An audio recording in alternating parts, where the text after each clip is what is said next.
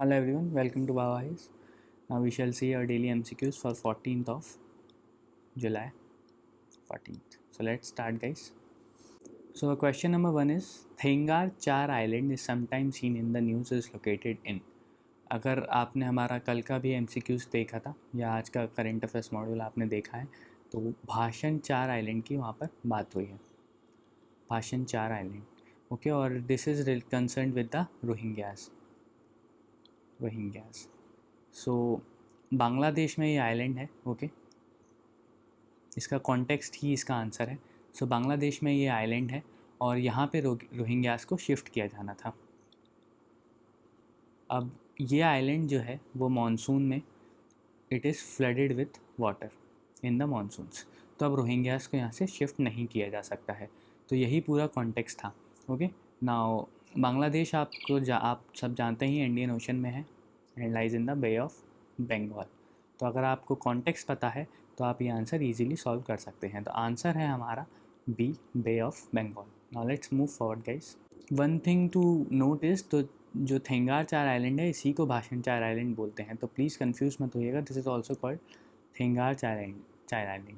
Okay same है, नाम अलग अलग है बट चीज़ सेम है. तो अब आगे बढ़ते हैं. ना question number 2 is Rabari, Bharwad and Charan tribes were recently in the news belong to which of the following states or union territories. अगर आपने हमारा आज का करंट अफेयर्स मॉड्यूल देखा है that is for 13th of July. अगर आपने आज का करंट अफेयर्स मॉड्यूल देखा है तो आपको ये क्वेश्चन ईजिली आप सॉल्व कर सकते हैं. नाउ ये जो भी ट्राइब्स हैं तो कॉन्टेक्स्ट ये है कि गुजरात गवर्नमेंट ने एक कमिटी एम्पेनल की है to identify the members of these three communities who are eligible for ST status. Okay so Gujarat state की हैं ये तो आप यहाँ से क्लियर हो गया. आंसर हो गया हमारा सी, गुजरात. अब राबरी जो ट्राइब है they are basically nomadic tribes. Okay और शेफर्ड्स एंड हर्डर्स की ये ट्राइब है. शेफर्ड्स एंड हर्डर्स और इनको रेवारी ट्राइब भी बोला जाता है. सबसे इम्पॉर्टेंट जो चीज़ है वो ये है कि ये भोपा लैंग्वेज बोलते हैं. अब Bhopa language is a combination of Gujarati, Kutchi, Marwari और फ़ारसी, पर्शियन. तो इन सब के जो मिक्सचर से बनती है भोपा लैंग्वेज ये राबरी या फिर रेवारी ट्राइब बोलती है. दूसरी है हमारी भारवाड़ ट्राइब. तो it is also engaged in herding live stock. Okay they have numerous सब ग्रुप्स नोन एज अटक्स और गुल्स. इनके काफ़ी सारे सब ग्रुप्स हैं. किसके? भारवाड़ ट्राइब के. तो इनको अटक्स भी बोलते हैं और गुल्स भी बोलते हैं. तो सब क्लैंस हुई है इनकी. Okay and their main purpose is to determine eligibility for marriage. तो एक्सोगैमी ये इनहेबिट करते हैं. तीसरी जो हमारी ट्राइब है दैट इज़ चरण ट्राइब. तो चरण का जो लिटरल मीनिंग होता है चरना, that is for grazing. Okay grazing. तो ये जो चरण ट्राइब है ये भी इसी काम में एंगेज रहती है, ग्रेजिंग में. ओके तो इसलिए इसका नाम पड़ा चरण ट्राइब और इसको हम गढ़वी ट्राइब भी बोलते हैं, गढ़वी ट्राइब. और इसका कॉन्टेक्स्ट आप समझ ही गए हैं कि एक कमीशन बनाई है गुजरात गवर्नमेंट ने to identify the members of these three tribes who are eligible for ST status. किस किस को ST स्टेटस मिलना है ये डिसाइड करेगी ये कमेटी या कमीशन. आंसर हमारा C. Now let's move forward. Now next question number 3 is consider the following statements regarding the Global E-Waste Monitor 2020. So statement 1, it has been released by the OECD, and statement 2, Asia generated the largest volume of e-waste in 2019. दूसरा statement सही है. जो global e waste monitor है उसके according सबसे पहला जो waste generator है that is Asia which generates about 24.9 million tons. Okay दूसरा है America and this generates about 13.1 million tons of electronic waste. तीसरा है Europe which generates roughly around 12 million tons of e-waste. तो ये था हमारा रैंकिंग कौन सबसे ज़्यादा ई-वेस्ट जनरेट करता है. बात करते हैं कि कौन इसको रिलीज़ करता है. तो जो रिलीज़ करती है जो organization that is United Nations university.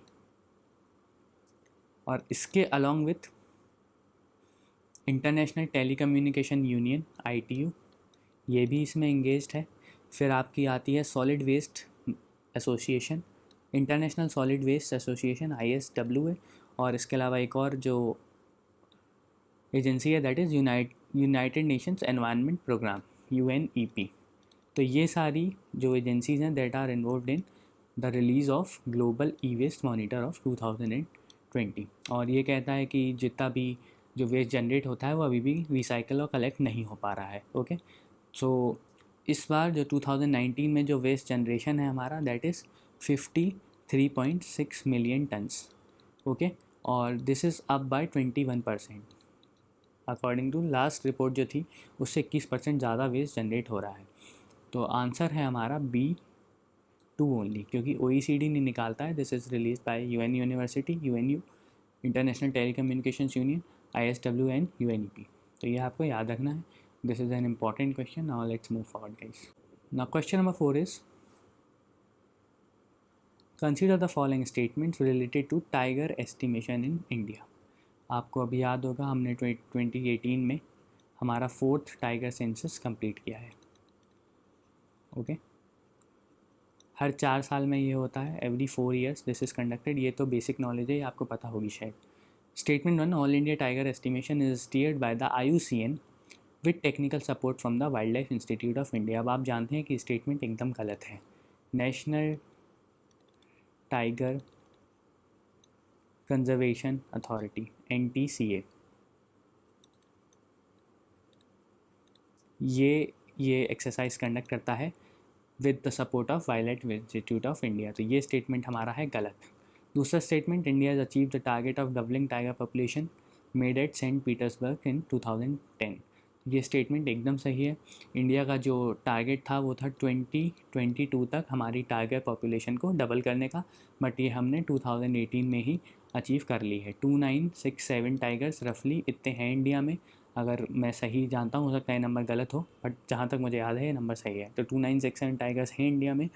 इसके अलावा जो एक मेजर फाइंडिंग है इसकी वो ये है कि मध्य प्रदेश में सबसे ज़्यादा टाइगर्स हैं। ओके, ये आपको याद रखना है। पेंच को सबसे बेस्ट टाइगर रिजर्व बोला गया है। पेंच में सबसे ज़्यादा टाइगर्स हैं क्योंकि ये 4th साइकिल थी, ये मैंने आपको ऑलरेडी बता दिया है। और ये Guinness book of world records में भी इसका नाम आया है for the largest camera trappings.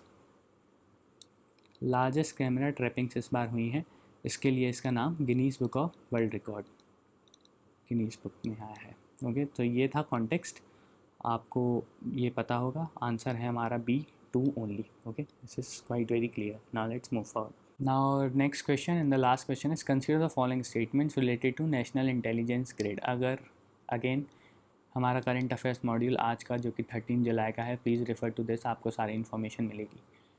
Statement 1, it was first proposed after the terrorist attacks on Mumbai in 2008. This is true, we know this. And statement 2, it is the integrated intelligence grid connecting databases of core security agencies of government of India. This is also correct. तो context क्या है कि net grid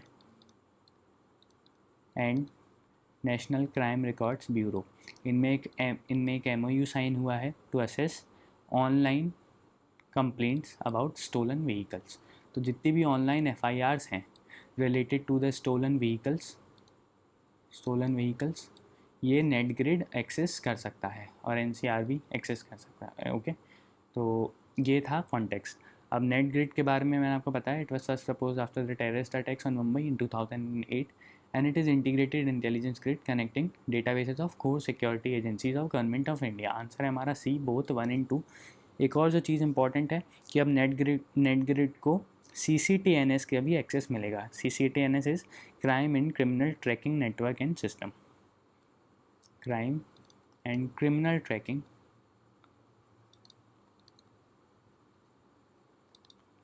network and systems. तो CCTNS इसका भी access अब net grid को मिलेगा। और ये 14,000 जो भी पुलिस स्टेशंस हैं हमारे इंडिया में, 14,000 पुलिस स्टेशंस का एक ऑनलाइन रिपोजिटरी है, तो इसका भी एक्सेस अब नेट ग्रिड को मिल सकता है। आंसर हो गया हमारा C, बोथ 1 and 2। और इसी के साथ हमारा आज का MCQs का मॉड्यूल ख़त्म होता है। I hope you like it guys. Please refer to our current affairs module, because आप जब उसको रेफ़र करेंगे तो आपको सारी इन्फो ऑलरेडी वहाँ पे मिल जाएगी। और ये आंसर सॉल्व करना, उससे 2 चीज़ें होती हैं, एक तो आपका रिवीजन हो जाता है जब आप ये क्वेश्चन सॉल्व करते हैं, और दूसरा एक परमानेंट मेमोरी में आपका ये चला जाता है। तो आपको जब भी आप आगे भी ये क्वेश्चन जब आपको दिखेंगे तो these will be very easy for you to solve them. Okay, so please refer to our current affairs module, फिर आपको ये क्वेश्चन बहुत ही ईजी लगने लगेंगे और काफ़ी रेलिवेंट भी लगेंगे once you know the context. Okay, so we are signing off for today, will meet tomorrow, thank you guys.